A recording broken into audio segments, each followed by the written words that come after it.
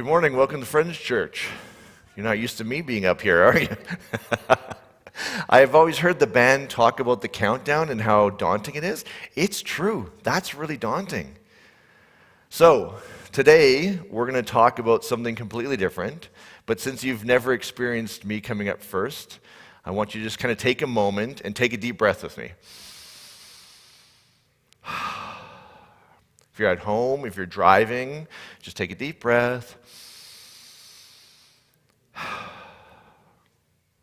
So this week I was at my counselor, and she's going on sabbatical, so I said, just pick whatever you want to work with me. And she said, I want you to feel joy. I thought, okay. So she said, okay, I want you to feel joy starting in your heart. So I want to encourage you all, if you're open to this, to try and do this with me. I found this really hard. Clearly, I'm not a very joyful person. So here's what I want you to do. Think of something that makes you feel joy in your heart. Not up here, not in your brain, not like, oh, hey, I should be joyful about this, but actually joy in your heart. So let's take a deep breath. Is it a moment of sun? My counselor was like, you seeing a puppy play on the ground? I was like, that's not joyful. Anyone get joy on that one? Think of a moment of peace, a moment where things went really well. And try and feel it right in your heart. I know it's a bit weird, but just try it with me. For me, I couldn't do it for the longest time. And finally, she was like, well, what stuff brings you joy? And I was like, well, I don't know if I'm allowed to say this, but like a speaker system, a stereo system in your home with the speakers set up perfectly and tuned perfectly, and you have this beautiful stereo image that totally blows your mind and makes you feel like you're in another space. Oh, I can feel that now. She kind of looks at me like, you're an idiot. But whatever. If it's working for joy, works for joy. So try and feel that peace. Now try and just, if you can, close your eyes. And if you feel joy in your heart, just kind of give me a little nod to see where we're at. Or give me a hand up or like, hey, this is working. Your heart kind of feels like happy and open. Anyone feeling joy in their heart? Okay, now try and hold that joy in your heart. And at the same time, I want you to think about your experience with traditional religion. Growing up with traditional religion, your aunt, your uncle. Tell me, are you still feeling that same level of joy in your heart? For me, as soon as I felt that joy collapsed out of my heart. And suddenly I was thinking about, well, what did I do wrong? You know, this was all about bad stuff. We grew up in this church kind of like this, where there's like a sanctuary section and then there's a gym. So picture little Vince, 8 years old. I have big curly hair that's about this big. It's this massive afro. And I'm like borderline ADHD or possibly very ADHD. So I've just sat in Sunday school for an hour. What do you think I want to do right now? So me and my buddies are like racing out here, ripping down the hallway into the gym because we want to have fun. We want to enjoy ourselves. This thing has been literally mind-numbingly, I don't even know what to say. My soul feels dead. And if I can go play for a few minutes, then maybe I can have some fun in my life again. I can enjoy myself. Until we saw this guy, his name was Mr. Shapansky. I have to say it really carefully because we had a nickname for him. We called him Mr. Spanky because he's basically as fun as getting corporal punishment. As soon as he saw us having fun, enjoying ourselves in a church, how dare you? You're enjoying yourself in a church? He'd kick us out. So think of 5, 8-year-old boys or coming out the doors. This old man's like, you shouldn't be having any fun. This should be crappy. What view do I have of church? What view did you have of church growing up? Was it positive? Or did you have your own little Mr. Spanky? Where it was focused on, what did I do wrong? I've been asking people this whole week, what was your experience of traditional church? One lady, I sat her down and said, hey, can I ask you some questions? And then she knows me well enough. She's like, oh, great. This is going to be in a message, right? And I'm like, oh, hell yeah. I said, you grew up in traditional church like I did. What was your experience? What was it like? She was like, oh, it was great. I was like, oh, cool. Was there any stuff you couldn't do? She was like, oh, no, it was fine. Could you have sex before marriage? Oh, hell no. Could you swear? Hell no. Could you take the Lord's name in vain? Well, of course not. Vince, like, seriously. Could you wear your normal clothes at church? She's like, of course I couldn't, Vince. For her, traditional religion was framed in all the things I can't do. I asked my wife. She usually likes to think about things deeply. Hey, babe, what was traditional religion like for you? Without a millisecond of hesitation. No drinking, no dancing, no sex before marriage, no fun. So we start off this message with this feeling of joy. I don't know for you, but as soon as I started thinking about traditional church, it was, what didn't I do? I liked the wrong person. They were the wrong gender. I was wrong. Something was wrong. And then this whole series, I read this thing from Jesus. He says, you know people who are doing good spiritual work by the fruit of their life. And then I read Paul, and Paul has this mind-blowing list of things. He says, we know people's, the joy or the effectiveness of their spiritual practice is measured by joy. Did anyone ever talk to you about joy? In all of your experience with traditional religion, when you watch The Simpsons and Ned Flanders next door was like the epitome of Christian tradition, what was his feelings towards joy? Homer, you're enjoying your beer? That's bad. If you're enjoying anything, it's bad. And yet Jesus and Paul are saying the measure of our spiritual practice is measured by our joy. And I could just feel my brain kind of going, I don't get this. If you grew up in the Catholic tradition, they had this thing called confessional. You go in and you say, forgive me, Father, for I have sinned. It's been however long since my last confession. Then you tell them all the things that you weren't supposed to do that you did that week or that month or that year. Did they have a joy confessional? Where you'd walk and be like, okay, so I lost 10 pounds, I crushed it at work, and I'm basically the best lover my wife has ever seen in the history of the world. Woo! And then the priest high fives you and has a joy dance with you. Has anyone ever experienced that in a traditional church? And yet, if we take this stuff seriously, it seems like that's what Jesus and Paul are poking at. People ask me why I like the Bible so much. It's for moments like this, where it asks something or encourages me to do something that I had never, ever, ever thought about. And suddenly I'm spending my whole week going, how joyful am I feeling right now? How joyful are the things that I do that I think are spiritual making me? I was out dirt biking with my buddy. He's on stream today. We're sitting at the top of a ridge, kind of tired, looking out over the mountains. The mountains are covered in snow. All of a sudden I just feel this insane joy. I get to be out here with someone that I like on a dirt bike. And I get to do this every week. Where do you feel joy? I was thinking about it all week.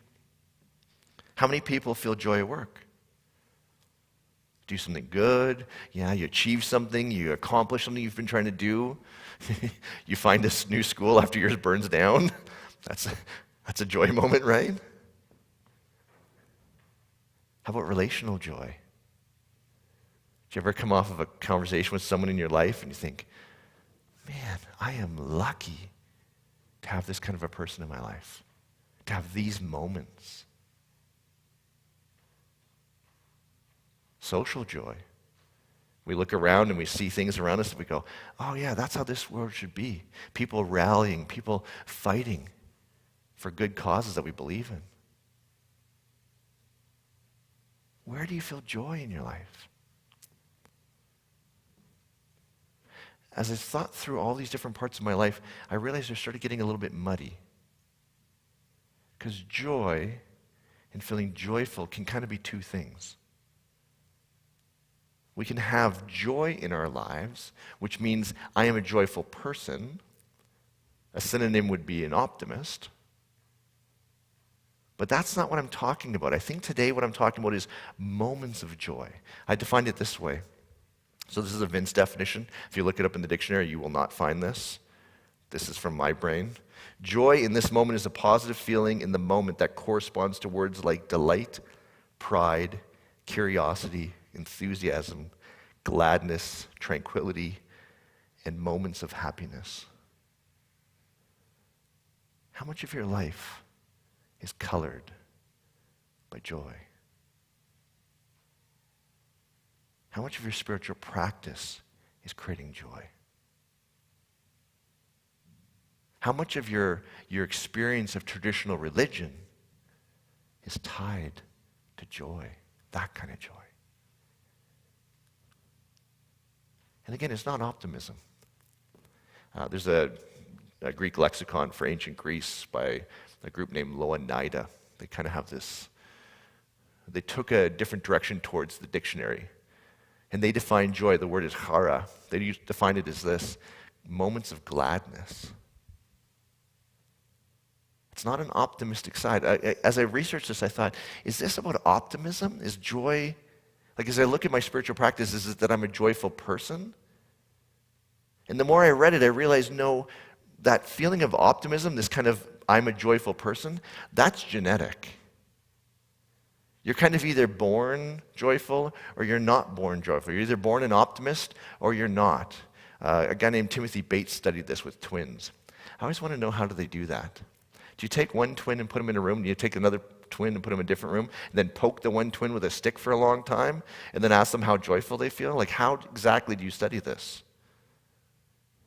But what they found is optimism, the state of happiness, the state of joy, is more influenced by our genetics and our life experience.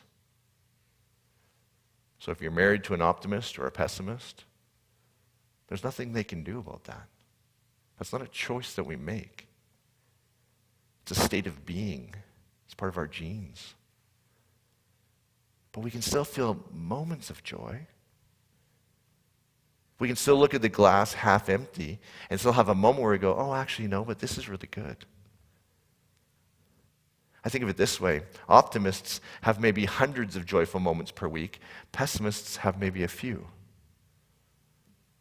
But it's those moments.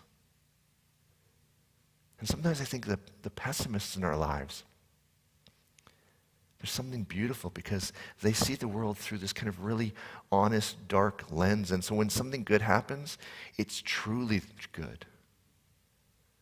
It's not like me who's constantly seeing things with rose-colored glasses. Oh, yeah, I broke my leg. But, it was only in 3 places, not 4. That's great. Right? That's an optimist reaction. A pessimist goes, I broke my leg in 3 places, but the healthcare system can actually put me back together. So when we think about joy, this isn't something about optimism and a state of joy. This is moments. I was thinking of those of us with mental illness, like depression. Depression is defined as kind of this lack of hope. How do you feel moments of joy when you have a mental illness? Jordan Peterson, in his book, 12 Rules for Life, has this kind of beautiful thing. He says, a lot of what we do is we create the wrong goals. If you're depressed and you haven't been out of bed in 24 hours, your goal shouldn't be, I'm going to go run a half marathon today. Because your brain just can't get there. But if you have been under your covers for 24 hours, maybe your goal, and this is what the genius of Peterson's work says, find the smallest possible goal and try and achieve that. Maybe it's sitting up for a few minutes in bed. Maybe it's not even that. Maybe it's as you lay there in depression, it's uncovering your legs for a few minutes from the blanket and then covering it back up. And suddenly you have this spark where you go, wait, I did something. Does it feel like joy? Like I just finished an ultramarathon? Probably not. But there's a spark. There's something, there's a potential. And so depending on where you are in this, whether you're genetically an optimist, whether you struggle with depression, and all the kind of the range between those, joy isn't this idea that I'm a happy person. It's finding moments. I was thinking a lot about people. So I have this whole metaphor that we all get dealt a hand in life. Some people's hands are like, you're beautiful, you're talented, you're successful, that's the hand they got dealt. Other people, it's like, you have a physical illness that no one knows how to treat. You're born to a family that is completely dysfunctional. And so we all get dealt a hand. And then we spend our lives trying to play our hand, these cards that we were dealt. And some people, the cards are easy. Some people, the cards are insanely tough. How do you feel joy when the cards you were dealt are just brutal? You're looking through your life and go, everything is just crap. And again, it's not a state. And for the people who are dealt a really tough hand, it's this sense of going, I'm not a victim here. Yeah, the hand I got dealt, honestly, not an easy hand. There's not great cards in here. And yet I can still play them in ways that creates moments of joy. Small moments. As you look through the hand that you've been dealt in life, how have you played it? Have you played it in this way that's like, screw this is unfair, and I can't believe I have this, and this is brutal, and screw them, or is it going, hey, I don't have a great hand here, but I'm going to play it towards moments of joy, to moments that I actually appreciate and I think are positive. Suddenly I'm looking at the hand I've been dealt and going, how have I been playing this?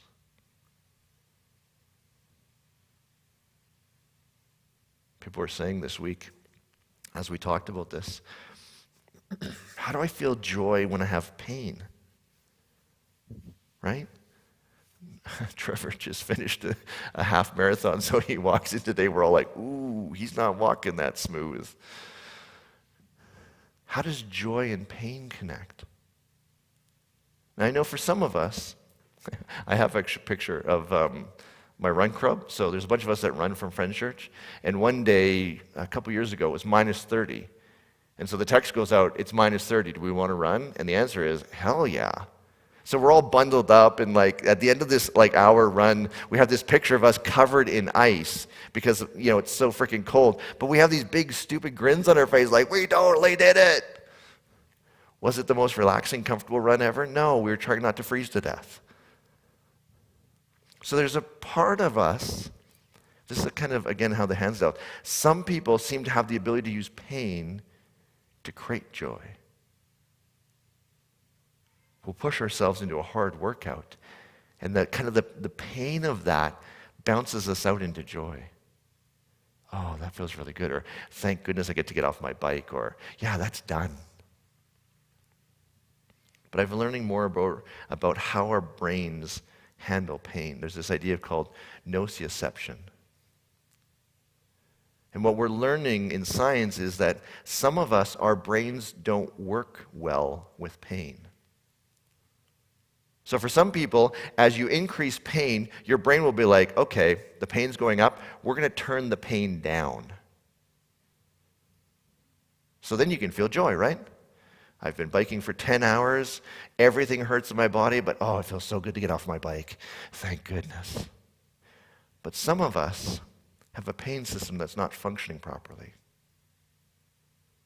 And the more pain we feel, the more it triggers other pain. As you look through your life, has pain been something you embrace? Or does it feel like it's kind of a runaway train that as soon as something feels painful, someone even like gives you a massage that's a little bit painful, and suddenly everything hurts? Has your body gone that way? Because it would be very easy for me to sit up here and say, oh yeah, you can feel joy and pain. No problem. I can. But I have a very particular kind of nervous system that handles pain in a specific way. I get this sick pleasure around pain. My brother says, hey, you want to climb the top of a mountain? It'll take us 3 days. Yeah, we should totally do that. That'd be fun. But some of us have a nervous system that turn-off switch, the part that turns off the pain, doesn't work. As you go through your life, think about how your pain system works. Can you easily feel joy when you feel pain? Or does it cascade? One pain leads to the next pain, leads to the next. Do you know people in your life? Every little pain, they just kind of go into a dark hole. What we're learning now is there's nothing they can, well, that's their brain working a very particular way. And so maybe part of what we're doing here in our spiritual practice isn't the classic things around spirituality, like, I say a prayer, I do this, whatever your thing was, I don't do that. Maybe it's learning to work with a pain system that's not calibrated properly. Maybe it's someone like me who's a little too obsessed with pain, and they can't feel joy unless they have a certain amount of pain that goes before it. As we look at joy now, and we start to explore this idea from Jesus that says, what if our spiritual journeys are measured by how much joy we feel? Suddenly the things we work on change, don't they? The things that bring joy, or maybe even more importantly, the things that don't bring joy. As I was talking to people about this, one friend, I was like, hey, there's this whole idea from Jesus that joy is a measure of our spiritual practice. And he's like, oh, so we should all do, and pardon my French, but hookers and blow? And I was like, we went from what things bring you joy to you went all the way to the far end and jumped in a ditch over there? And the reaction that he had was kind of similar to me. I thought, I don't have a calibration. Because my tradition growing up in church was, if you're enjoying yourself, you're probably doing something wrong. I was talking to someone this week, lost 100 pounds of weight. Went from about 280 down to 180. It's about my size. I was like, holy crap, that's incredible. And he said, whoa. No, it's by the grace of God. And I thought, okay, what do you mean by that? Because I'm pretty sure you didn't eat a lot of food for the last year, and you lost 100 pounds. He was so scared of feeling joy. He was so scared that if he took anything as his own, as I did something good, somehow his spiritual journey would falter because of it. I think it's the same thing. It's this idea that joy is so disconnected from spirituality that we don't know what to do with it. So let me ask again. Is your spiritual practice, is the things you do for your spirituality, creating moments of joy? Or is it based on the confessional, where it's, I did this wrong, I didn't do that? When I first started reading this, I thought, well, this can't be right. I already went to the dark side of if we're going to let people enjoy themselves, we're all going to go off the deep end and do crazy things. This can't make any sense. And I could hear people from traditional church doing the same thing, hookers and blow, or we're all going to just, do whatever. There's a lot of cocaine references as I talk to people. I don't know why there's so much cocaine, but for some reason, joy, religion, and cocaine are somehow connected in people's minds. So I started looking through the Bible. There's this guy, we think it could be a king named Solomon, thought to be very wise, we're not sure. But he writes this book called Ecclesiastes. And at one point he says something, I'm going to paraphrase this. He says, I did everything in life. I had all the money I wanted. I had all the power I wanted. I did whatever his version of hookers and blow was. And he says it was all meaningless. So I thought, okay, well, that makes sense, right? Good things, things that bring you joy. Well, that's bad. And he's like, no. But here's what I found. Sitting with a good glass of wine, eating an incredible meal with people that I love, that's the meaning of life. Now, it's in the Bible, so I was assuming he'd say, and God, right? Because you're supposed to put that in there. No. Drinking a good coffee, wearing your favorite shirt so you look amazing, with people you love, in a space that's transcendent. That's the meaning of life. That's joy. How much of our spiritual practice is taking us there? How much of our spiritual lives are seen pursuing that part of our lives, doing things that we enjoy, with people that we like, in places that feel incredible, wearing things that make us feel good? As our spirituality. Just so you know, I'm going to start up a joy booth. So if you have anything that you feel joy about and feel a little bit nervous about it, send me an email, Vince@FriendChurch, or come talk to me after. Say, hey, look, I killed it at work. I ran this half marathon. I did this thing. We had a show that was incredible. I lost 10 pounds. I gained 10 pounds. Whatever your thing is that you feel joy about, tell me. As part of your spiritual practice. And let me celebrate it with you. Because if Jesus is right, and if Paul's writing is right, and I think they're onto something, they're asking us a really good question. They're saying, is your spirituality all about things you can't do? Or is it about the things that create joy inside in each and every one of us? Feel that. How much joy do you feel? How much joy do you feel connected to the traditional church? What things could increase your joy? And again, not a state of joy, moments of joy. Someone this week said, joy is a choice. I thought, oh, that's interesting. Finding moments of joy is a skill that we use, or we develop. It's taking a moment and going, damn, this coffee tastes good. Or, wow, that's beautiful. Or this new car that I just bought, when I rev it up, one guy drove up, I had coffee with him, he drives a Jaguar. I finished the meeting and he's like, are we done? Because I'm standing there and I'm like, oh yeah, I just want to hear your car drive away. I want to hear the exhaust on it. Brings me joy, brings him joy. And he felt guilty about it. I was like, hey, do you feel joy about your car? He's like, oh, well, hey, it's not the most expensive Jaguar you can get, and it's a couple years old. And I'm like, no, you don't have to justify it to me. Does it bring you joy? I said, yeah. Why do we feel bad about the things that bring us joy? What things in your life that you enjoy make you feel bad? Feel guilty about? Oh, I can't have that. I can't let myself do that. Bought myself something. I cared about this.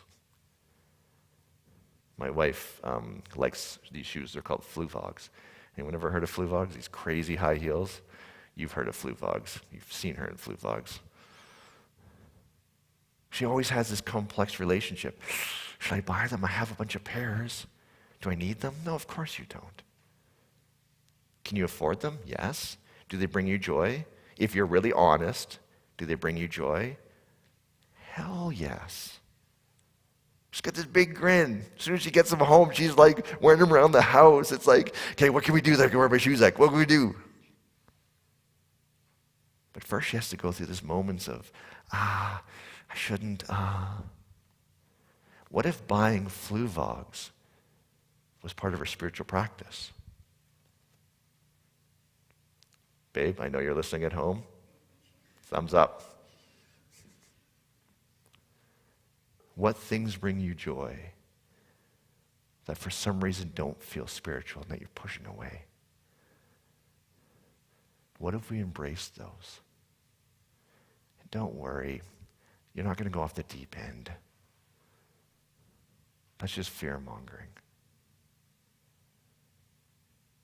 So remember, we started this thing of feeling joy in our hearts. And I told you, for me, it's sitting in front of an insane stereo system. I'm going to get the band to come up. For me, hearing incredible sound with amazing musicians singing songs that just move me brings me insane amounts of joy. So I was talking with the band this week, saying, hey, what can we do here? And I thought, well, you guys listening to me talk is kind of boring. Right? I can tell you about joy, but did you feel joy? What if we just spent some time experiencing the joy of the music? Normally I'd have lyrics on the screen and I'd get you all to be like really in your heads, like, hey, isn't that a really good lyric? Today, I'm not going to show you any of that. I want you just to experience the music. Hear moments where they lift their voices and you just feel this like heart-opening joy where you're like, oh, it sounds insane, or a guitar lick or something. If you feel yourself getting all analytical and like, oh, well, what time is it? What am I going to have for dinner? No, ignore that. Be in the moment.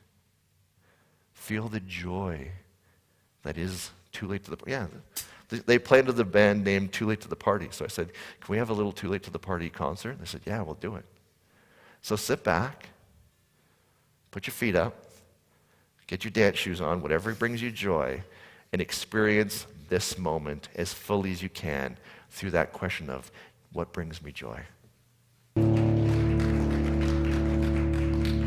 Look at you guys run. I think you should take a bow. No, I know. So maybe we should feel some joy about the awesome performance. I could see the three of you, there was a little bit of joy coming out, so thank you for sharing that with all of us. What an interesting thing. Now, Vince giveaway is sort of my thing. My joy this morning, I got a medal. I only had to run 21.1 kilometers, and probably don't talk to me tomorrow because I won't be very functional. But it was still exciting. And there was a moment in Bridgeland when 5 little kids put out their hands and just high-fived you. And it was just like, wow. That was only 6K in. I would have liked to have had them at the 20K mark. That would have been more helpful, actually, if we could have rearranged them in terms of that morning. One of the funny things, we come up and we talk about charitable giving. And Emily challenged us earlier this year, and I hadn't heard it, or it wasn't a concept that ever hit my mind about, can you be joyful about giving? Like, oh man, usually when I take my wallet out and give things, hold on, what if I was joyful about it? What if I did feel I was contributing? This church runs because of us. Now, I'd always love perfect motivation, but maybe that doesn't happen. But maybe just as part of this message, consider where could it be joyful to give, or what are the causes that I would really feel empowered if I came from a joyful place? Maybe if it started from the heart rather than from the headspace. So just consider that. Thank you guys. We are a wonderful organization. Holy smokes, how can you not have a joyful day after this? Vince, you're wrapping us up. Okay, folks, as a joy booth moment, we kind of duffed that one. So let's try it again. Trevor, can you come back here, please? We're going to rewind. Trevor, what did you do this morning? I ran 21.1 kilometers. Woo! Congrats, buddy. That's joy, right? Ah, I love it. Thank you to the band. Oh, man, I even went up onto the stage, or onto the balcony, because if you sit near the back, the sound's crap. So I had to tell the people, come closer so you can hear the good sound, because that's a spiritual moment, right? Okay, I'm going to take a completely different detour. Thanks to everyone who was here today, all the tech people, but also thanks to the people over this weekend who volunteered as part of the casino. We were able to raise a ton of money. And unfortunately, Neil Sanderson got stuck in a volunteer room for 8.5 hours with me with nothing to do. Poor guy. And so I started talking about my messages and upcoming series and all this stuff. And he's kind of like, oh, great, this is going to be on stage. Like, yes, it is. He says he was reading a study that said there's this new area of psychology called geopsychology. I was like, oh, I'm completely interested in anything that I don't know. He said, okay, here, let's play out a moment. Imagine your boss calls you into their office and then just like tears you a new one, just like destroys what you've been doing, how well you've been doing. Horrible performance review. Everyone's got this like dead quiet, ugh. Okay, now 2 months later, your boss calls, says, hey, can I see you in my office? What do you feel? It's kind of like that office is now poisoned. Is that the word we'd use? Or bad juju, or I don't know, something's wrong. There's something in that office that's possessed, and it doesn't feel good, and I don't want to go there. Can science prove what's going on there? But we feel it, right? We can feel when a space, there's something wrong with a space. What is that? I was at St. Peter's Basilica in the Vatican City. The big, massive thing. They have this old chapel on the side. I go into the chapel. I've told you guys this story. I kneel down on the bench. They have these kind of fold-down benches in Catholic systems. I didn't grow up Catholic. I don't know anything about Catholicism, really, other than what I studied. But I sit down, I look up at the cross, and suddenly my dead mother is in the room with me. And I'm like, hey, Mom, and I'm just freaking bawling my eyes out. I'm like, we're okay. Dad's okay. Was my mom in that room with me? Yeah. And no. If someone said, prove it, I'd be like, yeah, I smoked something before I walked in there. I have no clue what happened. But for me, it was profoundly real. What do you do with those moments where you're in the mountains and suddenly the moment just moves your soul? Or you just feel this presence with you, or this sense of there's something bigger in the world that cares about you and your parking spot at the mall. What do we do with this stuff? Science, my undergrad's in engineering. Science doesn't have anything to say about this. They just go, we don't know. That's the physical part of the world. As we look at our spiritual model, remember awareness, I. Today we've talked a lot about I. What brings me joy? We know it spills into them and into we, but in the we have the sense of the physical part of our we. This is like I hang out with my friends, I'm going for a drink with somebody. I say this, don't say this. But what happens when we transcend the physical part of the we and I experience my dead mother in a chapel in the middle of nowhere? Or you have a moment where you feel comfort and you know you shouldn't have felt that. What do we do with those moments that have transcended the physical? I've never been good at talking about them. We use the words like poison. The office is poisoned, or bad juju. Someone said today in our meeting, I don't know, there's bad juju at my house. So he smudged it until it felt good. What do we do with this stuff? This is part of what we'd often say is the spiritual realm. When we talk about this, people kind of give me this funny look, and then they want to share a little story with me of like, yeah, okay, then this happened. Don't know what to do with that. Whew. How do we talk about this? As rational, scientific human beings that are not completely crazy, how do we integrate this into our lives? That's what the next series is going to be about. It's called Transcending the Physical. And yeah, we started working on it already, and it's been an insane journey to try and find a way to bring this part of our lives into our regular lives in a way that's not crazy.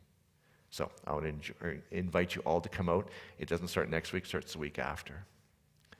As we go, I'm going to give you one piece of homework if you're okay with it. Find something that brought you joy at some point, today, the last week. Share it with somebody. Share it with me. If you need a high five, I am always your joy go-to high five person. Have a great week, everyone. We'll see you next week.